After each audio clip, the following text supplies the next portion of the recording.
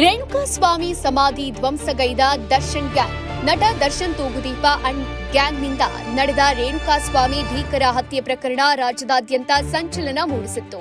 ನ್ಯಾಯಾಲಯದಲ್ಲಿ ಕೊಲೆ ಪ್ರಕರಣದ ವಿಚಾರಣೆ ನಡೆಯುತ್ತಿರುವಾಗಲೇ ಇದೀಗ ರೇಣುಕಾಸ್ವಾಮಿ ಸಮಾಧಿಯನ್ನೇ ಧ್ವಂಸಗೊಳಿಸಿರುವ ಅಮಾನವೀಯ ಘಟನೆ ಚಿತ್ರದುರ್ಗದಲ್ಲಿ ವರದಿಯಾಗಿದೆ. ಚಿತ್ರದುರ್ಗದ ಲಕ್ಷ್ಮೀಪುರ ರುದ್ರಭೂಮಿಯಲ್ಲಿರುವ ರೇಣುಕಾಸ್ವಾಮಿ ಸಮಾಧಿ ಮೇಲಿನ ನಾಮಫಲಕವನ್ನ ಕಿಡಿಗೇಡಿಗಳು ಪುಡಿ ಪುಡಿ ಮಾಡಿದ್ದಾರೆ. ಇದರಿಂದಾಗಿ 2024 ಜೂನ್ 8ರಂದು ಕೊಲೆಯಾದ ಬಳಿಕ ಚಿತ್ರದುರ್ಗದಲ್ಲಿ ಅಂತ್ಯ ಸಂಸ್ಕಾರಗೊಂಡಿದ್ದ ದಿವಂಗತ ರೇಣುಕಾಸ್ವಾಮಿಗೆ ಸತ್ತ ಮೇಲೂ ನೆಮ್ಮದಿ ಸಿಗದಂತಾಗಿದೆ.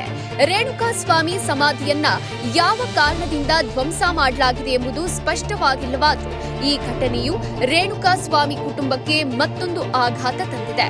ಚಿತ್ರದುರ್ಗ ನಗರ ಠಾಣೆ ವ್ಯಾಪ್ತಿಯಲ್ಲಿಯ ಈ ಘಟನೆ ನಡೆದಿದ್ದು, ಪೊಲೀಸರು ಸೂಕ್ತ ತನಿಖೆ ನಡೆಸಿ ಸಮಾಧಿ ಧ್ವಂಸಗೊಳಿಸಿದವರ ವಿರುದ್ಧ ಕ್ರಮ ಕೈಗೊಳ್ಳಬೇಕಿದೆ ಎಂಬುದು ಸಾರ್ವಜನಿಕರ ಆಗ್ರಹ.